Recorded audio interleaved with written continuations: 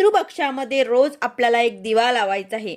हा दिवा आपण पौर्णिमा, एकादशी, अमावस्या या तिथीला जरी लावला तरी छान, पण या पितृपंधरवाड्यामध्ये रोज न चुकता असा एक दिवा नक्कीच आपल्याला लावायचा आहे। दिवा तुम्ही स्टीलचा, पितळेचा, कणकेचा बनवू शकता। जर तुम्ही कणकेचा बनवत असणार तर त्यामध्ये तुम्हाला मीठ घालायचं नाही। त्यानंतर पंती सुद्धा तुम्ही घेऊ शकतात। त्या दिव्यामध्ये तुम्हाला तूप टाकायचे आहे किंवा मोहरीचे तेल तुम्ही टाकू शकतात आणि या दिव्यामध्ये तुम्हाला काळे तीळ टाकायचे आहे। यानंतर हा दिवा आपण पितरांसाठी लावत आहे, तर दिवा तुम्हाला दक्षिणेकडे तोंड करून लावायचा आहे। ती जागा तुम्हाला स्वच्छ पुसून घ्यायची आहे आणि तो दिवा तुम्हाला डायरेक्ट खाली ठेवू नका।